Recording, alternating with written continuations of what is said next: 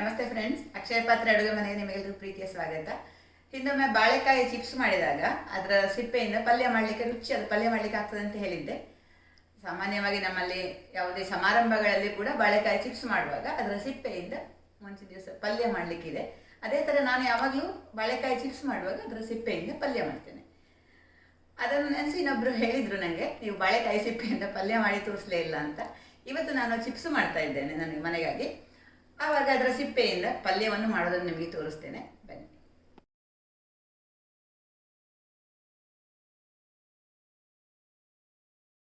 ನೇಂದ್ರ ಬಾಳೆಕಾಯಿ ಚಿಪ್ಸ್ ಮಾಡ್ತೇವಲ್ಲ, ಈ ಚಿಪ್ಸ್ ಮಾಡುವಾಗ ಇದರ ಸಿಪ್ಪೆಯಿಂದ ಪಲ್ಯ ಮಾಡುವಂಥದ್ದು ತೋರಿಸ್ತಾ ಇದ್ದೇನೆ. ಇದಕ್ಕೆ ಎರಡು ಭಾಗದ ಈ ಥರ ಬಾಳೆಕಾಯಿನ ಚೆನ್ನಾಗಿ ತೊಳೆದಿರಬೇಕು. ತೊಳೆದಾದ ಮೇಲೆ ಈ ಥರ ತೊಟ್ಟುಗಳನ್ನು ತೆಗಿತೇವೆ. ಇದರಲ್ಲಿ ನೇಂದ್ರ ಬಾಳೆಕಾಯಿಯಲ್ಲಿ ಮಾತ್ರ ಇದು ಸರಿ ಬರೋದು, ಅದರ ಸಿಪ್ಪೆ ದಪ್ಪಕ್ಕೆ ಸಿಗುವಂಥದ್ದು. ಹಾಗಾಗಿ ಈ ಬಾಳೆಕಾಯಿ ಸಿಕ್ಕಿದರೆ ಇದನ್ನು ಮಾಡಲಿಕ್ಕೆ ಚೆನ್ನಾಗಿರ್ತದೆ.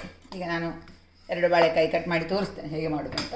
ಸ್ವಲ್ಪ ನೀರು ತಗೊಳ್ಬೇಕು. ನಾನು ಇವತ್ತು ಪ್ರೆಷರ್ ಪ್ಯಾನಲ್ಲಿ ಮಾಡೋದನ್ನು ತೋರಿಸ್ತೇನೆ. ಅದಕ್ಕೆ ಸ್ವಲ್ಪ ಮಜ್ಜಿಗೆ ಹಾಕ್ಕೊಳ್ತೇವೆ. ಇದರಲ್ಲಿರುವಂಥ ಒಗರಿನ ಅಂಶ ಹೋಗಲಿಕ್ಕೆ ಅಂತ ಹುಳಿ ಮಜ್ಜಿಗೆಯನ್ನು ಹಾಕ್ತಾ ಇದ್ದೇನೆ. ಹುಳಿ ಮಜ್ಜಿಗೆ ಅಥವಾ ಮೊಸರನ್ನು ಹಾಕ್ಕೊಳ್ಬೋದು.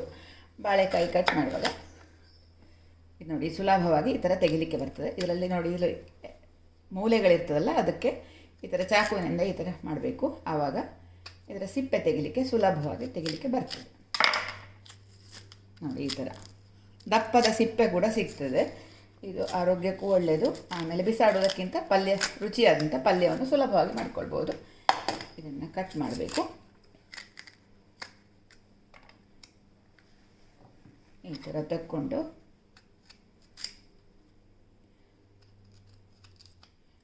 ಎಲ್ಲ ಬಾಳೆಕಾಯಿಯಲ್ಲಿ ಈ ಥರ ದಪ್ಪ ಸಿಪ್ಪೆ ಸಿಗುವುದಿಲ್ಲ, ನೇಂದ್ರ ಬಾಳೆಕಾಯಿಯಲ್ಲಿ ಸಿಗ್ತದೆ.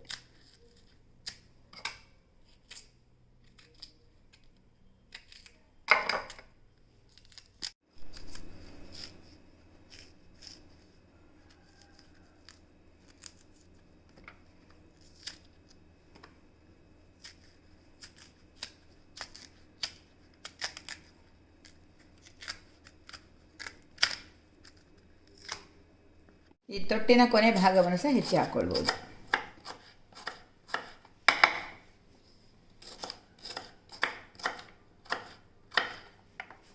ಬಾಳೆಕಾಯಿಯಲ್ಲಿ ಮತ್ತು ಬಾಳೆ ಸಿಪ್ಪೆಯಲ್ಲಿ ಸಾಕಷ್ಟು ನಾರಿನ ಅಂಶ ಇರ್ತದೆ. ಡಾಕ್ಟ್ರು ಹೇಳ್ತಾರಲ್ಲ ನಮಗೆ ನಾರಿನ ಅಂಶ ತಿನ್ನಬೇಕು ಅಂತ. ಈ ರೀತಿ ಮಾಡ್ಕೊಳ್ಬೋದು. ಇದನ್ನು ಸ್ವಲ್ಪ ಹೊತ್ತು ಈ ಮಜ್ಜಿಗೆ ನೀರಲ್ಲಿ ಹಾಕಿ ಇಟ್ಟು ಆಮೇಲೆ ಇದನ್ನು ಬೇಯಿಸಬೇಕು. ಹೆಚ್ಚಿದಂಥ ಬಾಳೆಕಾಯಿ ಸಿಪ್ಪೆಯನ್ನು ಈ ಥರ ಪುನಃ ಇನ್ನೊಮ್ಮೆ ತುಳ್ಕೊಳ್ಬೇಕು. ಮಜ್ಜಿಗೆಯಲ್ಲೇ ಹಾಕಿದಾಗ ಮಜ್ಜಿಗೆ ಮತ್ತು ನೀರು ಸೇರಿಸಿ ಹಾಕಿದ್ದು ಒಗರ ಅಂಶ ಎಲ್ಲ ಬಿಟ್ಟುಕೊಳ್ತದೆ. ಆಮೇಲೆ ಹೊಸ ನೀರು ಸ್ವಲ್ಪ ಪುನಃ ಮಜ್ಜಿಗೆ ಹಾಕ್ಕೊಂಡು ಇದನ್ನು ಬೇಯಿಸ್ಕೊಳ್ಬೇಕು. ಈಗ ಒಂದು ಫ್ರೆಶ್ ನೀರು ಸ್ವಲ್ಪ ಹಾಕ್ತಾಯಿದ್ದೇನೆ. ಆಮೇಲೆ ಹುಳಿಯಾದಂಥ ಮಜ್ಜಿಗೆಯನ್ನು ಸೇರಿಸ್ತಾ ಇದ್ದೇನೆ. ಸ್ವಲ್ಪ ಸಾಕು, ಒಂದು ಅರ್ಧ ಸೌಟು. ಆಮೇಲೆ ಅರಸಿನ ಪುಡಿ, ಅಷ್ಟೇ ಖಾರದ ಪುಡಿ. ನಾವಿವತ್ತು ರುಬ್ಬಿ ಹಾಕಿ ಮಾಡ್ತೇವೆ. ರುಬ್ಬಿ ಹಾಕಿ ಮಾಡುವ ಕಾರಣ ಸ್ವಲ್ಪ ಖಾರ ಕಡಿಮೆ ಹಾಕ್ತಾ ಇದ್ದೇನೆ. ಇಲ್ಲಾಂದರೆ ರುಬ್ಲಿಕ್ಕಿಲ್ಲ ಅಂತಂತಂದರೆ ಖಾರ ಸ್ವಲ್ಪ ಜಾಸ್ತಿ ಹಾಕ್ಕೊಂಡ್ರೆ ಆಯಿತು.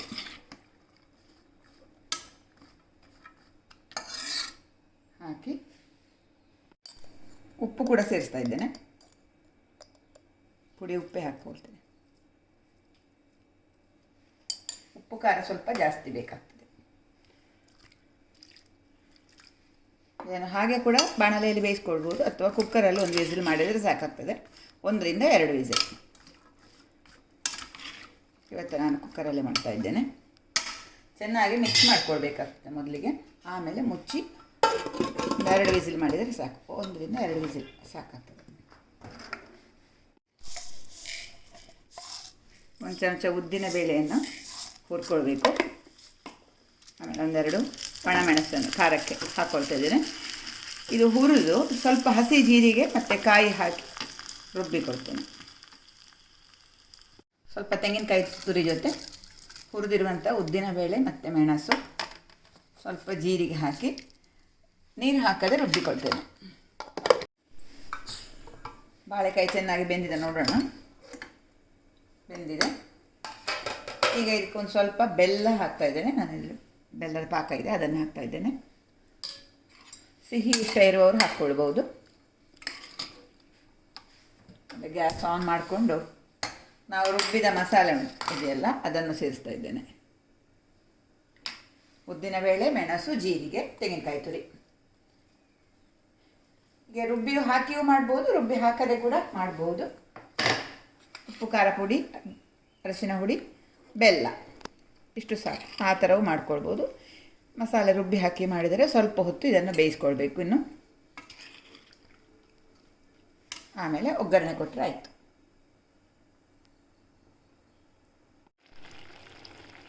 ನೀರಿನ ಅಂಶ ಆರಿದ ಮೇಲೆ ಒಂದು ಸ್ವಲ್ಪ ತೆಂಗಿನಕಾಯಿ ತುರಿ ಫ್ರೆಶ್ ಆಗಿ ಹಾಕ್ತಾಯಿದ್ದೇನೆ.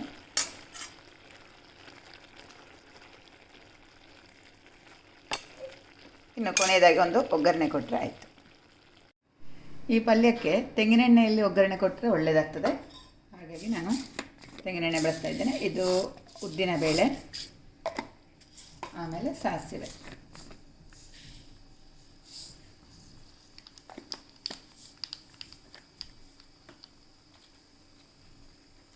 ಮೆಣಸೊಂದು ಹಾಕ್ತಾ ಇದ್ದೇನೆ.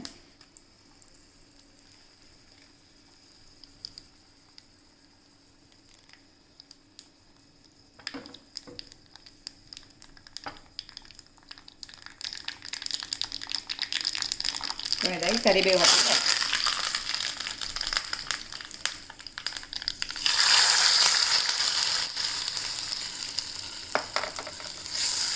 ಬಾಳೆಕಾಯಿ ಸಿಪ್ಪೆಯ ಪಲ್ಯ ರೆಡಿ.